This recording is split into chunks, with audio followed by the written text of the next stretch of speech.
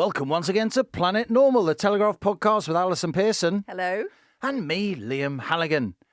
In May 2023, Rachel Reeves said, taxes are at a 70-year high. I don't have plans to be a big tax-raising Chancellor. Yet in October 2024, Labour's first budget in 14 years raised taxes by a massive £40 billion, the most punitive tax-raising budget in more than 3 decades.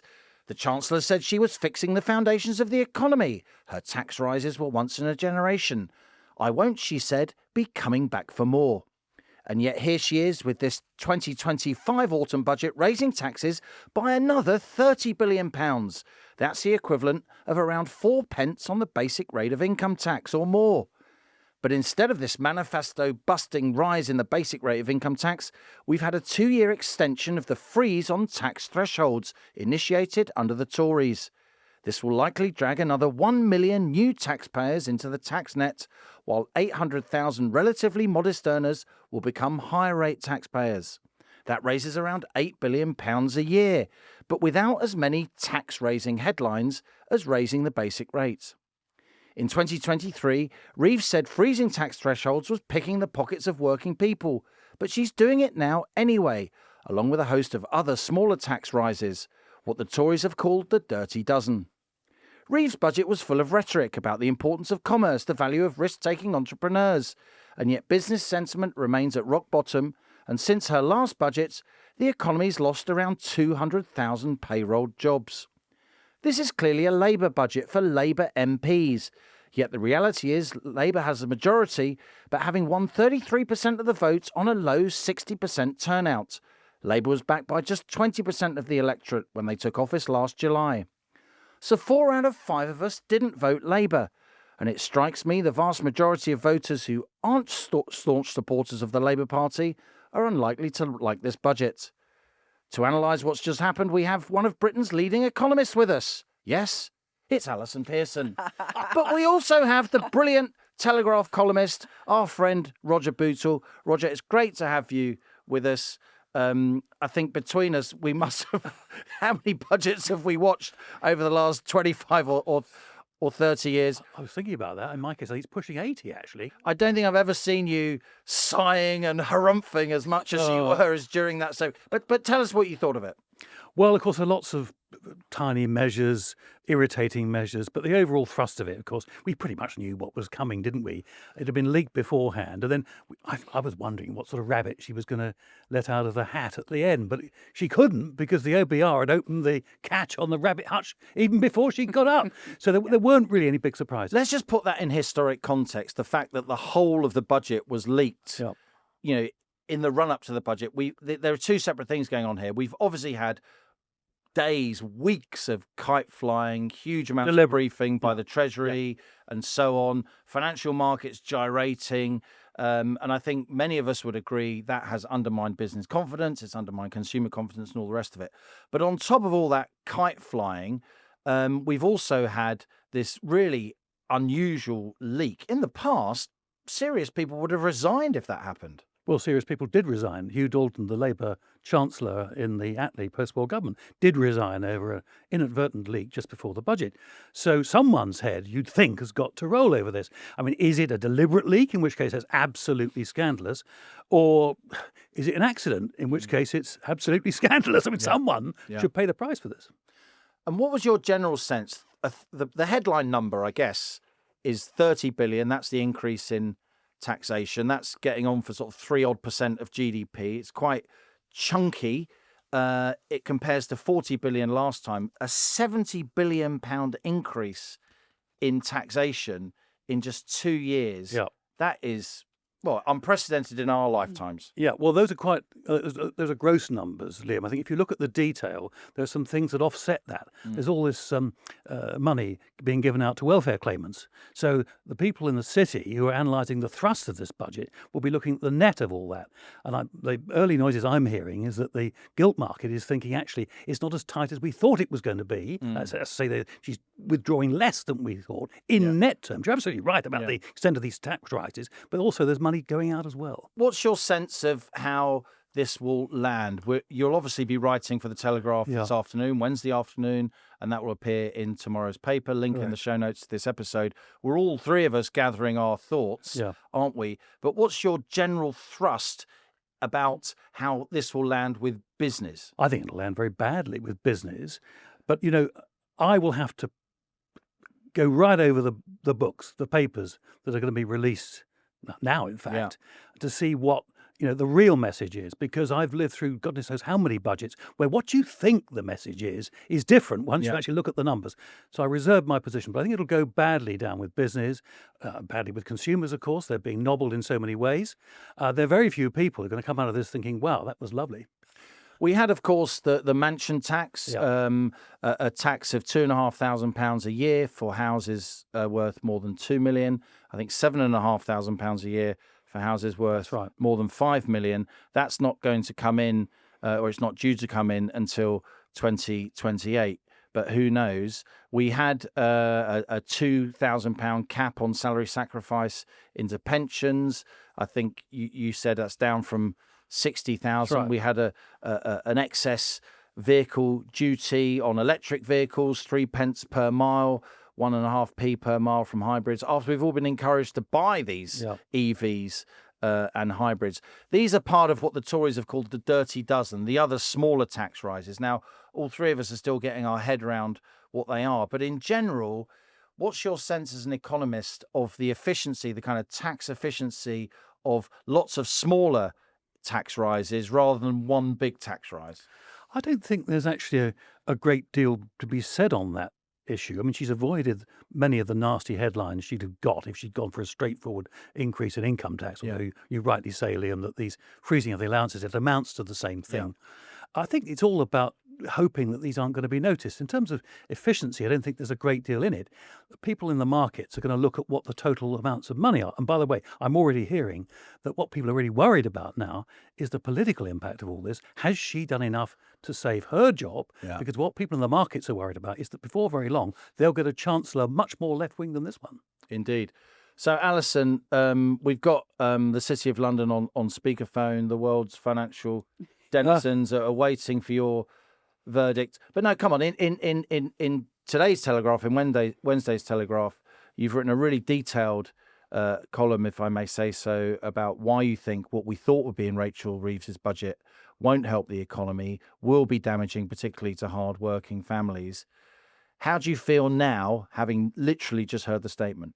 Well, first of all, I'd like to say that unlike the Chancellor of the Exchequer, I'm very keen on mansplaining, because I believe in listening to be surrounded by senior male economists. I feel very happy about that. And more's the pity that Rachel Reeves doesn't listen to sounder economic advice. So I think this is a death knell budget for Labour. She talked about fair and necessary choices. There's nothing fair about this budget. The Labour Party used to be the party of the working class, and with this budget, she confirmed it's now the party of the shirking class, right? Huge amounts of money being shoveled towards the millions, 9 million working age people in our country are on some form of benefits. We know at least 1,000 people a day are signing on to disability benefits. An unfeasible burden. In the column I compared it to there are less overburdened Mexican pack mules than there are British taxpayers. And as Roger was saying, I agree with everything Roger said. We're actually now seeing people on not stupefying incomes at all being dragged into the higher tax mid-ranking band. teachers. That's right. Not even senior nurses. And this people who are never meant to be higher rate taxpayers. Absolutely not. And this is just an interesting stat here. So back in 2022, no UK full-time worker on average pay was a 40% taxpayer regardless of location. And now, if you're an average earner in London, aged between 30 and 60, you're a 40% taxpayer. I mean, these you put that in the column. I didn't realise that. That's pretty shocking. Absolutely amazing. And then you pay an IC on top of that, 40% on your So- tax. So you're so- paying well over half your money in tax. And we're already hearing, there's a couple of things to say. You made the point that by choosing to postpone the budget to almost the last possible moment, I've been talking to people in our town, retailers, it's disastrous for them because the Christmas rush, people have waited now until today to see if they're feeling flush. They're obviously going to hear that. And it's sneaky, again, as Roger said, isn't it? It's income tax by other means. So people are going to be a lot poorer. Just like to draw attention to this Shirker's manifesto. So she scrapped, the big headline one really was scrapping the two-child benefit cap. Now, that's going to be worth more than £14,000 a year each to 18,000 families with 6 or more children. I would suggest, Co-Pilot, that the mood in the country is not tremendously well disposed to families with 6 or more children being given 14 grand. I mean, these are, and also just quickly here as well, so scrapping the two-child benefit cap means an extra £292.81 per month per child on universal credit. So for just one additional child, that's going to cost normal people £686 million a year. How are people who have to get up in the morning to, both parents have to go out to work. How are they going to feel when they have limited their family to increasingly to one child now, as people have to make that difficult decision that they can't afford a sibling for the baby? How are those highly responsible people who, by the way, Liam knows that I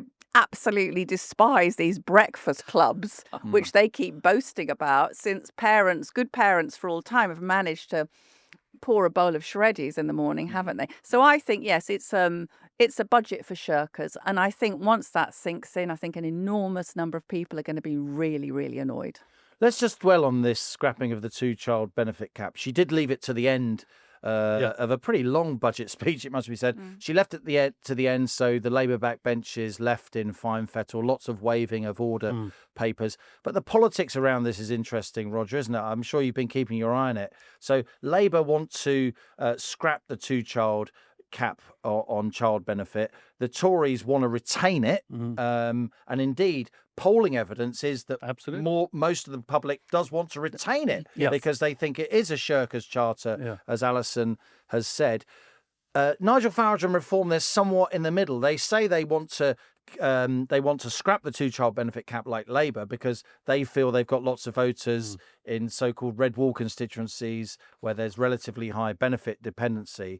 But in recent weeks, Farage has put a slight twist on that. He said, yes, but only if you're in work do you get child benefit for your third and further children. And then in another twist to make it like a nativist policy, and I do think welfare is going to go down these lines, he's saying, and only if you're a British citizen. Well, I think he's going to be dragged further and further in that direction, quite frankly, because Reform's got to have a message that it's going to be fiscally responsible, and that demands having a tight control over public spending. And this is a clear case, as you've been saying, where there's money being dished out willy-nilly, not in pursuit of a suitable cause. The politics are really interesting because, as you know, normally chancellors leave till the end the real bit of goodies, good news. And that's normally been good news for the voters, the people listening or watching on TV. For everyone. For everyone. It's striking that this bit of goodie at the end, but most people is received as a baddie. So the most important bit of the budget is actually directed completely at Labour MPs and Labour. It's a Labour budget for Labour MPs, isn't it? That's what I put in the intro, the fact that only 1 in 5 of the electorate actually voted for Labour. So they've got a majority, but not really a broad mandate. That's right. And by the way, just doing my calculations briefly, this benefit cap measure is costing about £3.5 billion a year. That's what she's dishing out, which I think is about equivalent about half a p. About half a p on basic raving. So quite a lot. It's quite a lot. People don't quite very narrowly focused, of course. Only on people, only on families that have got 3 or more kids. Sorry, people don't quite understand this. They think, oh, how unpleasant to not give what I was able to claim for my kids. You'll have been able to claim for yours. Every child gets child benefit, right? What we're talking about with the child benefit cap is for people who are on universal credit. This Yeah. is not that every child gets the child benefit, right? So it's not this whole idea of child poverty. But, who has the bigger families, right? So overwhelmingly, in our country now, you either have to be extremely well off, extremely rich, actually, or pretty poor, or mainly an immigrant family, are having 5, 6, 7 children, right? Almost no normal families. So, as Roger said, it's incredibly divisive, because that 18,000 families getting the 14 grand in their hands a year, these are astonishing sums. And what we've been seeing recently as well, since her last budget, when we had the catastrophic increase in employers' national insurance, which has driven not only unemployment, but which has seen supermarkets and shops passing on those increases onto food and produce, hasn't it? So we've talked on Planet Normal, Liam, about the fact that whatever the retail price index may say, in some instances we think food inflation, which most people are talking about at the moment. And the other thing to say, which I also wrote about in the column, was lots of people now saying, okay, we won't buy presents for all adults at Christmas, we'll just buy for the children. Yeah. We've had several listeners writing in today and yesterday saying, oh, we're just going to do a secret Santa. If those decisions are replicated across millions of people, that's 6 presents per household that aren't being Yeah, bought. it's going to hammer the retailers. We're going to be, you guys know more about this, we are going to be heading big time for a recession, are we not? What do you think on that, Roger? Is the R word looming into view? I personally doubt it. It could happen, but I doubt it. For a start, I do expect the Bank of England to cut interest rates partly in response to this budget. It is a fiscal tightening, and it will tend to lower inflation through that mechanism. And also, she's announced a few measures which will reduce the headline rate of inflation for a year while those things stay in the annual comparison. Like freezing fuel duty Yes, and all that kind of exactly. stuff. Yeah. So I think there will be a bit of an offset there. I suspect not a recession. In many ways, it might be better if there were, actually, because that could cause some sort of crisis. What I think we're heading for is this ghastly grumbling, going nowhere, living standards stagnant or for many people declining, productivity not doing very much. It's just sort of crawling along, losing ground to many other countries around the world. A recession could happen, but I personally think it's unlikely. And by the way, just to give her due, I know you might not like that, but let's be fair about it. And a lot of the pressures on people in this country don't derive solely from her fiscal measures. They derive from the poor performance of the British economy. She's right about that. The trouble is that the measures she takes don't do anything to help that poor performance.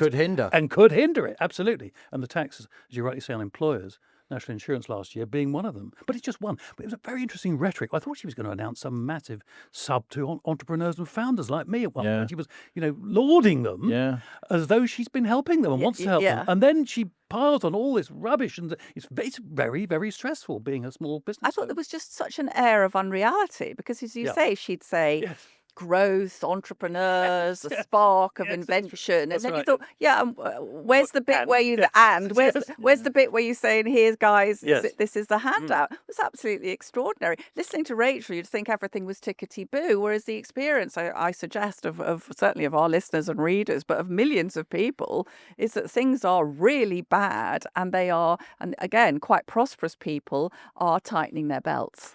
I want to come on to the housing market, the mansion tax and so on that we talked about just a moment ago. But before that, I wanted to say that I thought there was a kind of ghost looming over this budget statement. And the ghost was the bond markets. And again, to give her due, for now the markets seem relatively stable, and that in itself is an achievement. That should be said, because it may not have been the case. I don't think we're nearly out of the woods when it comes to the reaction of international creditors to the UK. I do think the UK is in the crosshairs, and we'll see how this pans out over the next few days, weeks and months. But the other ghost I thought that was looming over her statement and added to the air of unreality, as you mentioned, Alison, was the massive £25 billion increase in employer national insurance, which she did in the last budget back in October, which, as I said at the intro, has led to hundreds of thousands of payroll jobs being destroyed.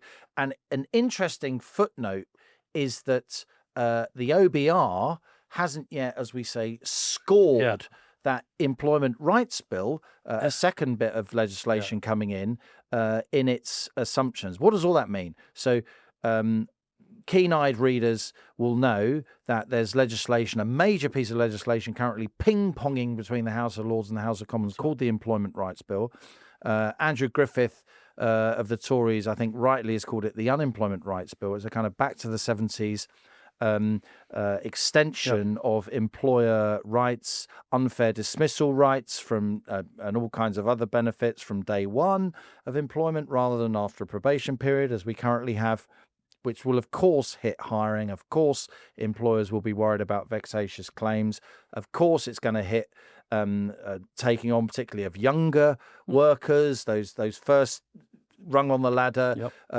Retail jobs and graduate level jobs are very, very scarce at the moment.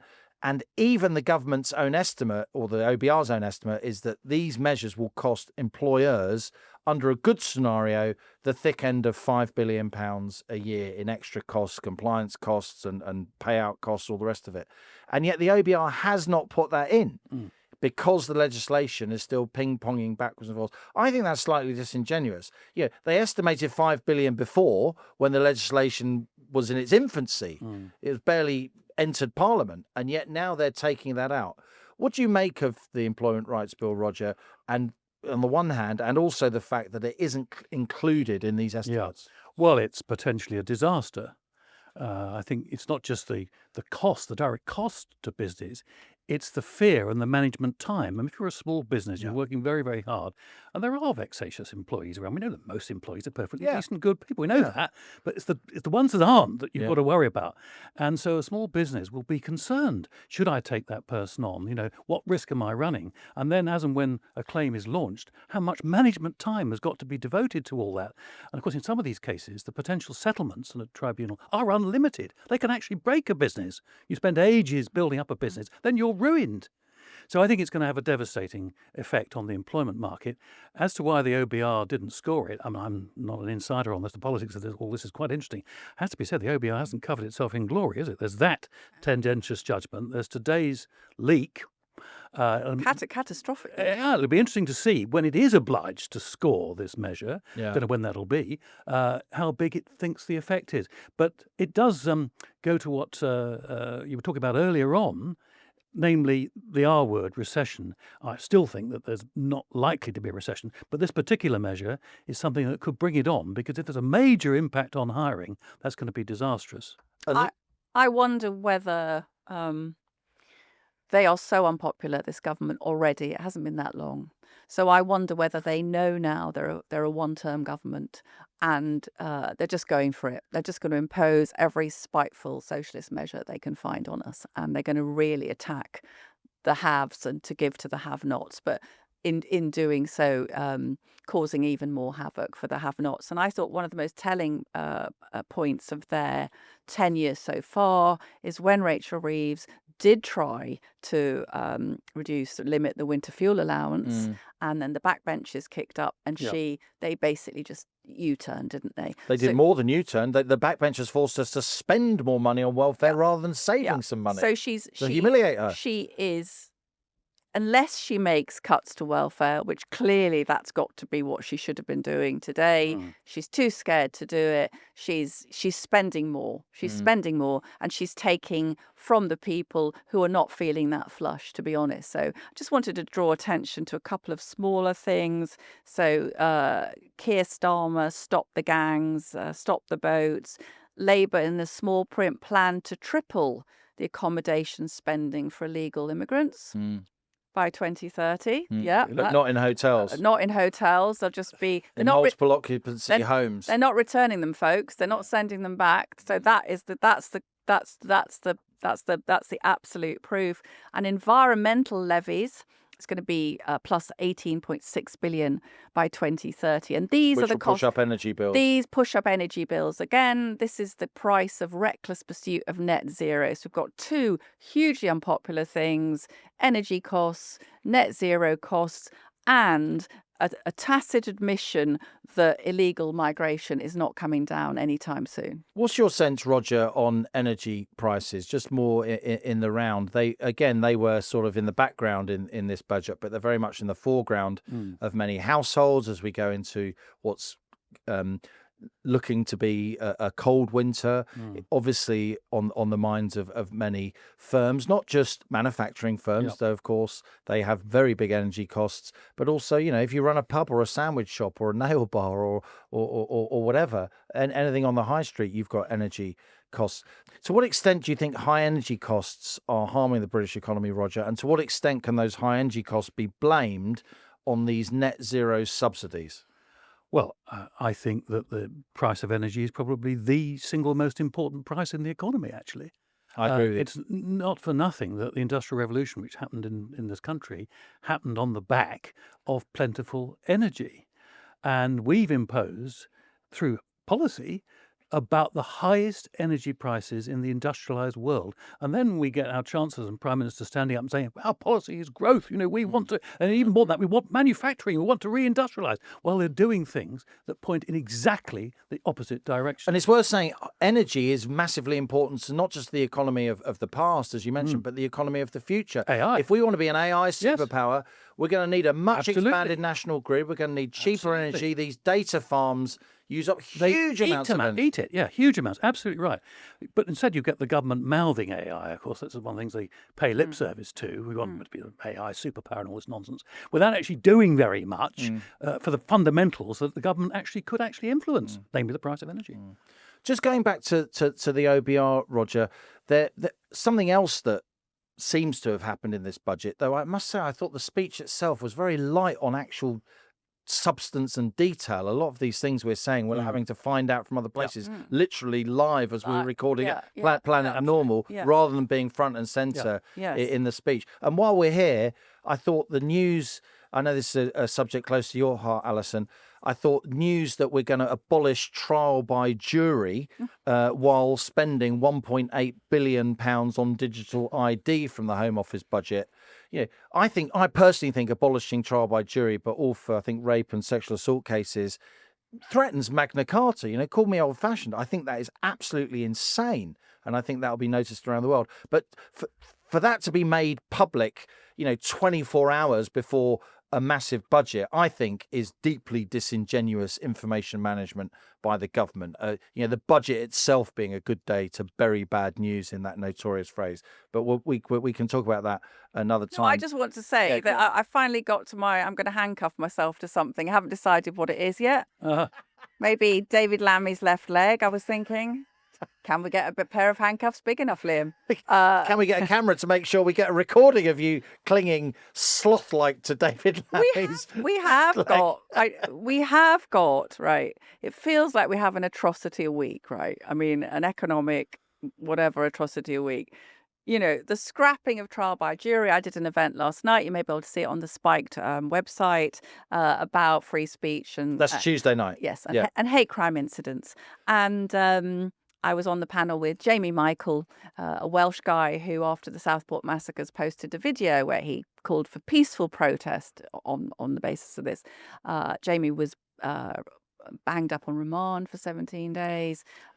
He's on remand for 17 days. He's an arsey Welsh person like your co-pilot, so he just refused to plead guilty. You'll remember so many of them were forced to plead guilty. He was denied bail and so on. But Jamie got off because after 7 months of waiting horribly for his fate, he went to Merthyr Tydfil Crown Court, and the jury took 17 minutes to dismiss the case. So the jury was there. Jury of sane to men ensure justice, not just justice Absolutely. for the person, but also justice from the state. Yes. Justice from an overbearing state. So Lord Hermer, Keir Starmer, all the people who were shouting after the Southport riots, we're going to come down on you hard, we're going to bang you up, we're going to deny you bail. Jamie Michael was only given justice because of the jury. And my real fear now is going forward is that we will have, we have a two-tier judiciary, we have a two-tier police system, and normal people are hugely at threat from an overbearing state now if we don't have the common sense of people to rescue us. I feel the same. To come back to the OBR, Roger, it does sound a bit kind of a process-driven question, the Office of Budget Responsibility. But this set of faceless economic bureaucrats has become, like a household name because they seem to be running the country. The OBR's forecasts about what's going to happen in 5 years' time, deficit numbers to 1/10 of one. I know. A million. I mean, just ridiculous given that OBR forecasts even for next year are often 20 or 30 billion out, let alone for 5 years' time. Economic forecasting is really, really hard. We're not saying it's not difficult, but for our entire fiscal policy to rest on a political discussion about a forecast in 5 years' time, I think is madness, and I think we need a major overhaul of the fiscal rules, so the fiscal rules reflect what we've just seen in the previous year or two, rather than being driven by economic forecasts. And I say that as a former professional economic forecaster, like yourself, and I know you broadly agree with me. But the OBR point I wanted to make here, I think I'm right in saying, again, it wasn't in the speech, but I think I'm right in saying, Roger and Alison, that the OBR's current practice of doing a set of fiscal forecasts twice a year, so-called biannual forecasting, which Reeves was a champion of in opposition, and then she came into government saying she was going to empower the OBR to make it even more important in our fiscal debate. I think that's been scrapped. I think she's gone back to one set of fiscal forecasts a year. What do you think of the implications of that, along with the fact that we've had this massive leak from the OBR? Surely the head of the OBR, a bloke called Richard Hughes, hardly a household name, but we both know him. Surely he doesn't want a move to away from biannual fiscal forecasts, and this leak happened. Can he survive? He might be banged up, I suppose, without access to trial by jury. But I don't think actually the implications are that big. Just to speak up for the OBR, they're not a terrible forecaster compared to other forecasters. No, sure. There are several issues at stake here. I approve of the idea of having an OBR rather than having people in the Treasury marking their own homework. I agree. Politicians then get away with murder, even more so than they do now. The problem comes, I think, as you rightly say, this idea of pinning everything on a point forecast in 5 years' time. We all know this is nonsense. Yeah. So I think there are ways of dealing with this where you talk in terms of ranges, you look at the past year, you bring in more flexibility. The reason why we have this regime is quite simply because the government, and not just this one, it goes back to the previous one, were really in danger of losing all fiscal credibility. Yeah. If borrowing were lower, then you wouldn't want to pin everything on a forecast of borrowing in 5 years' time, because you'd have the leeway to borrow a bit more. That's right. If things were weaker and tax receipts were lower. So this is a sign of just what a perilous position we're in, that the Chancellor feels she's got to tie herself to this particular mast. But I think things have got so bad now that I think she may be forced into some new calibration of the fiscal rules. We've been through about, I think it's 19 since they were first brought in. So it wouldn't be a big surprise. But 2010. Yeah, but I personally wouldn't ditch the OBR. I'd hang on to them. I agree with you. I think we need an OBR because I know from experience how politicised the Treasury economic operation can become. You've got lots of ambitious civil servants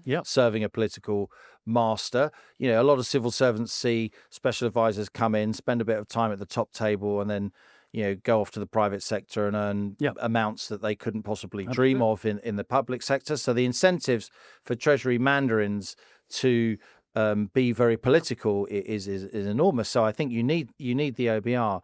But this whole idea of we're both quite sort of moderate economists. We're not particularly radical people. Speak for yourself. Well, it's hardly like we're outliers, No. and we've been both massively involved in the fiscal debate in this country for decades, and we're both saying now that there's a real big problem with those fiscal rules. Can I make many other people are too. Can I make one big point about this? Co-pilots. But if you're co-pilots, can I be the cabin service director? You can be Scotty. This discussion. Roger can be our trolley dolly. Thanks very much.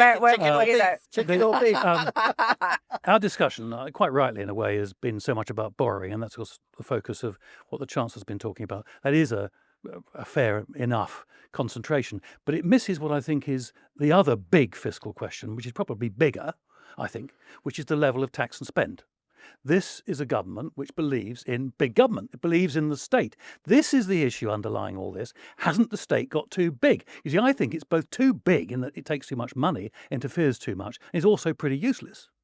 all sorts of things that the state used to do and should be doing, Yeah. giving our domestic security and our foreign security, it's hopeless at.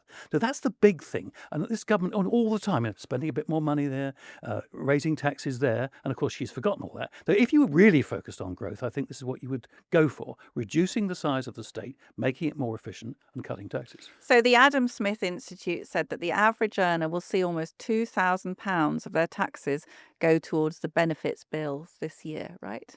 So once again, we see, as you're saying, everything going towards the state, towards welfare, and those people are not going to be having the money That's right. for disposable income. Lots of people are saying, I'm not eating out anymore. I feel things are really bad. That's just what I'm picking up. Not just looking at Rachel and the big figures.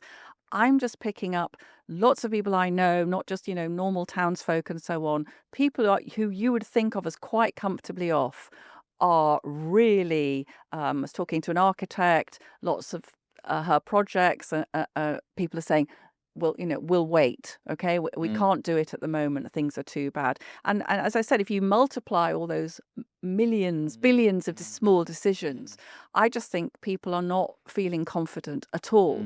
And I think we'll go into the May elections, which we've talked a lot about on Planet Normal, haven't we? Where I think we're going to see Labour absolutely hammered. I think, And that speaks to your idea that they may be thinking now it's a one-term government, so we're just going to do all the things that we can and try and survive. I think Roger and I agree. We possibly think this could be the last ever Labour government, and well deserved. Couldn't happen to a nicer bunch, Liam. Because there'll be a big alignment on the left. You'll have more independent Muslim MPs. The Green Party's likely to get bigger, more radical. Partly because what we've been talking about now. They're not the party of normal working people, right? If people are going to be in their street and they're going to see Mr. and Mrs. Watt 3 doors down, raking in, big family, pottering about in their pyjamas while they're, struggling to afford if something goes wrong with the car. And these guys are getting X thousand a year for the many children. And then going on holiday. I think things are brewing which don't feel great to me. Yeah.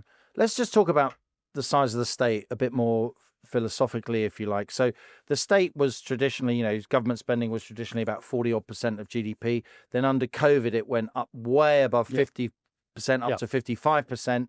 And it's come down, but to between 45 and 50%, roughly. So the state is now permanently bigger. And yet tax revenues have struggled to keep up, which is why borrowing has exploded and why we've got such high debt interest payments, which then, of course, compounds the problem, compounds the gap between taxation receipts and government spending. So that's roughly where we are.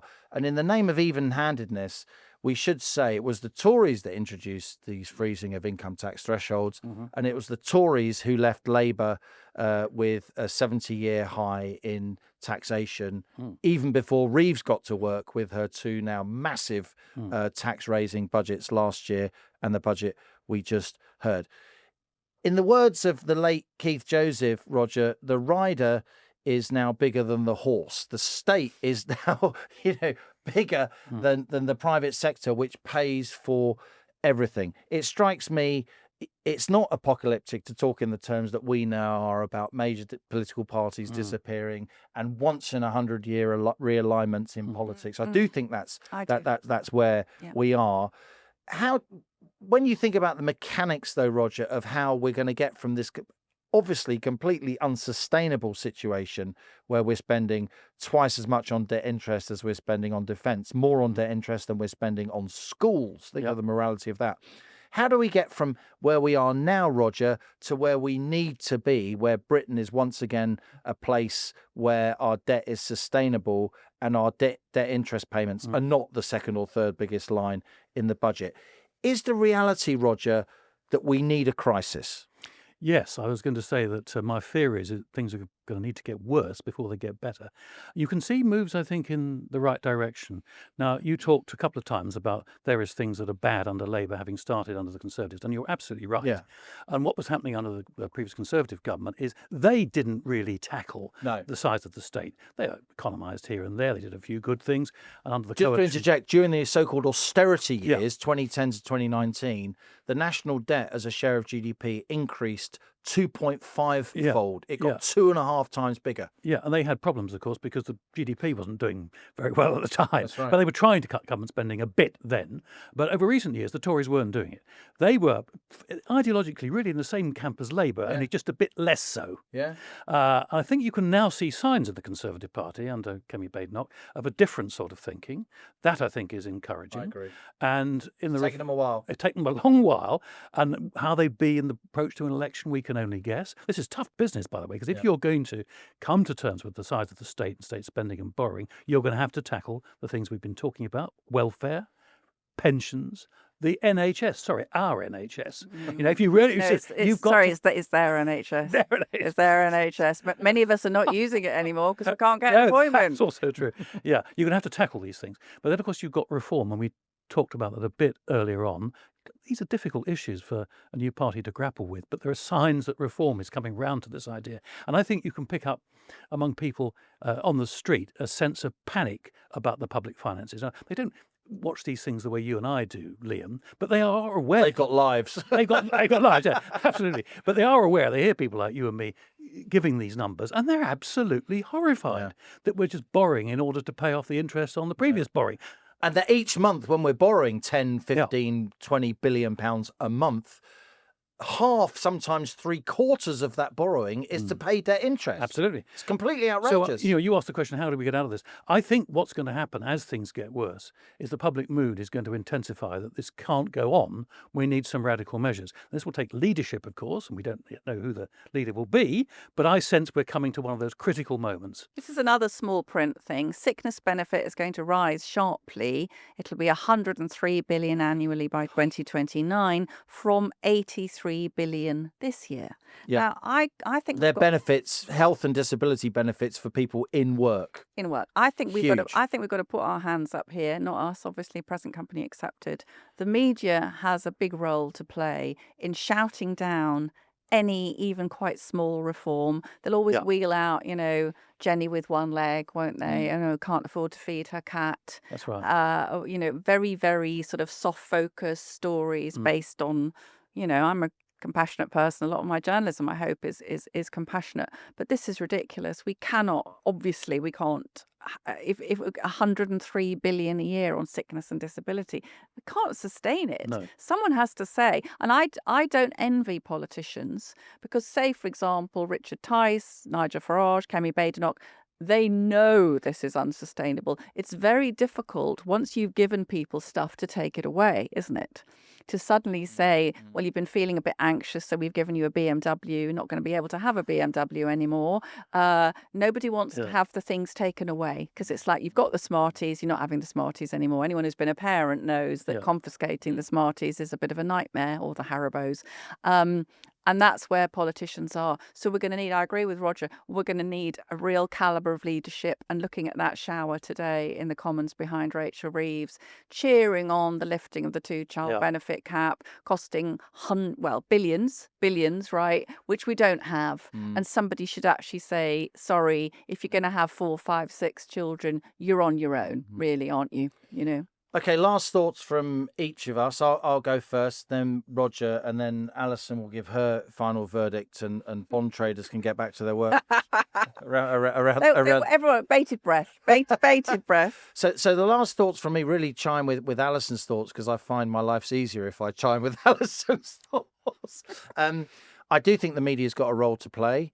The media always talks about cuts in welfare spending. What we're actually talking about, gents and ladies, is slowdowns in the rate of increase in welfare spending. We're not talking about actual cuts. We're talking about slowdowns in the rate of increase. And I also think the opposition's got a key role to play. I agree with you, Roger. I think the Tories are starting now to find some courage and starting to find their voice. They are eschewing this kind of squeamish One Nation Tories in the parliamentary party who want to keep going to their polite society dinner parties and be flavours of the month. I think the Tories are now coming down to brass tacks and standing up for fiscal reality. I still think they've got a way to go. But actually, it strikes me that if the British public is always ahead of the political and media class, they know when we need to wind our fiscal neck in. They knew we needed to do that in the late 70s. That's why they voted for Margaret Thatcher. They knew we needed to do that after the financial crisis. That's why we had a coalition with even the Lib Dems agreeing to budgetary controls. And I think the public knows that again now. And Reform, I think, have got a difficult task because they do have to find a way to bridge the more kind of market-friendly views of people like Richard Tice, people that have come from the Conservative Party because they thought the Conservative Party was too wet. And then there's a different wing of Reform, which is very much a wing from the regions, particularly the north of England, sort of red wall ex-Labour voters who are going to Reform. They like the social conservatism of Reform, but maybe they don't like the idea that the welfare state needs to be reined in. So I think that will be healthy for politics. I think we're going to have a battle on the right between Reform and the Tories in terms of fiscal reality. And despite all the noise, it does strike me the marketplace for political ideas is working on the right and centre-right of British politics, because we are now getting, and we heard it from Kemi Badenoch when she stood up there and responded, as is the tradition, to the Chancellor. You always have the Deputy Speaker one of the three Deputy Speakers in situ for the budget, and you always have the Leader of the Opposition responding to the Chancellor. I think now the Tories can really make hay with this if they keep standing up for fiscal reality. The BBC aren't going to like it. No. Most of the media aren't going to like it, but they need to think, yes, that is a sign that we're doing the right thing. They need to get up and over the mainstream media on this issue, using TikTok, using social media. I don't think the Tories' social media game has been all that good so far. I think they need to raise that, because there are lots of votes in fiscal discipline when people can feel a crisis coming. And it's not just from curmudgeonly old folk like us, it's also from youngsters. I find increasingly you get younger people, they don't like the triple lock on pensions. They don't like the fact that older people have got all the money. They don't like the fact that they're paying so much in taxation. They spend, a third or a half their money goes on tax, then a third or a half of what's left goes on rent. That's right. And they've got nothing. Absolutely. So I do think there are votes in this on the right and centre-right of British politics if people show leadership and courage. That's my final thought. Well, of course, Liam, I agree. And when I was listening to the speech, I had this sort of prevailing sense of unreality. This I agree. podcast is called Planet Normal. Yeah. That struck me as Planet Abnormal or Planet Bonkers, quite frankly. Yeah. And of course, politics hasn't. That's less rude than what Morris Glassman said. Well, I won't go. He called his party Planet F. Yeah. Anyway, he did. Yes. I won't go down. Well, actually, I think Labour today, Planet F, was what we were saying. See, it hasn't got to be like that. I mean, before the programme, you and I were talking about the legacy that Blair's government had, a better legacy from the departing Conservative government, but also they played their hand pretty well, I think. They weren't bunging up taxes, they weren't bashing business. This is a completely different mindset, totally different mindset, and they don't seem to have woken up to just how serious our economic and fiscal position is. But it can be done. We were saying earlier on how difficult it is, particularly facing the electorate, telling them they're not going to have what they had before, but it can be done if you're clever. Now, thinking about the triple lock, which I think is just ridiculous, and you've got to... This is on pensions. On pensions, yes. I'm reminded, as it were, of what Thatcher did. In those days, there wasn't a triple lock, there was a double lock. That's to say, pensions would be uprated by the higher average earnings or inflation. See, this is why we have him. He knows. He was a wise man. He was one of. Now I'm an unwise man. Yeah. So Ken Clark's wise. Chief mansplainer. So what? Absolutely. So I feel mansplained too when Roger's around. I know. So what she did, fairly quietly, although it made a bit of a stink at the time, was to cut out the link to earnings. It just went up with inflation. And when you've got a lot of instability and you've got some inflation in the system, as long as you're tough about it, it, actually. As you were saying, it's not a matter of slashing benefits, it's a matter of increasing them at a slower rate than other things. So the share and the burden in the economy goes down. It can be done. So just to chime in with what Liam has said, just yesterday, or actually earlier this week, there was a More in Common poll, which I think they tend to sort of veer slightly left. All voters preferred to cut spending rather than increase taxes. Wow. Even Labour voters, by Wow. quite over half Labour voters wanted to cut spending That's rather than important. raise taxes. Yeah. And I thought that was one of the most significant Absolutely. polls I've seen, and that chimes very much with what you've said. And, Rachel Reeves said today, Labour values of fairness. It's not fair. It's not fair to expect the people who are working and not feeling particularly flush to be pulling the cart out of the mud. And I do think that she says, I brought stability back to the economy, in the way that death brings stability to a hospital patient. And finally, I think we should leave the last word to Stuart, a lovely Planet Normal listener, who said that he was a bit fed up of having broad shoulders that Rachel could count on. So he was going to have an operation to get narrower shoulders, but he was going to have to go to Turkey to get it done because he couldn't afford it in the UK. Thank God for our listeners. Thank God. Now on to our listener emails. The messages you send to us at planetnormal@telegraph.co.uk. Please keep them coming. We learn so much from you, the citizens of Planet Normal. Hi, Alison and Liam. So this is from John. Yeah, from John. Whatever the budget holds in store, one thing I can guarantee is that Rachel and indeed the Treasury will once again underestimate the ability of working people to get round the most pernicious aspects of it. I hope he's right, actually. One example I come across in my work is in respect to the VAT registration threshold, which currently stands at around £85,000 per annum, I believe. Desperate to stay below this level to avoid the admin and cost involved, several traders I know are now getting their customers to pay for materials directly with the wholesaler, interesting this, rather than putting it through their own books as they all used to do.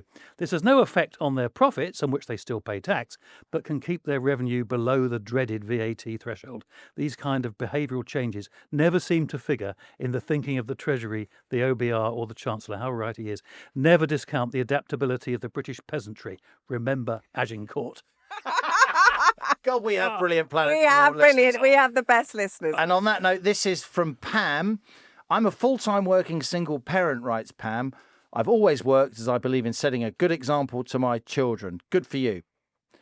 Every time I go to the supermarket, I'm in total shock at how many prices are increasing each week. So we, Pam, I've got to be extremely careful and I only buy essentials. I pray the boiler doesn't give up on us and I'm absolutely dreading Christmas. What an awful thing to hear from a young mum working and doing the right thing. She's dreading Christmas. Rachel Reeves says, Pam, you are a clueless incompetent. I simply don't understand why you and Labour are determined to punish hard-working British taxpayers while encouraging and looking after those who choose not to work, those who come to our country to exploit the increasingly generous benefit system, those who choose to have multiple children, while hard-working taxpayers struggle to afford even one. You and your party have utterly ruined this country, and taxpayers, if they haven't fled the UK, will suffer even more. Great email from Pam. Lucy says, Telegraph columnists really need to start using the antithesis to austerity, the lefty spin term for balancing the books. How about profligacy, says Lucy. Claire says, I looked up the amounts families can claim for their children on top of the basic amount under universal credit. All I can say is no wonder no one wants to graft anymore.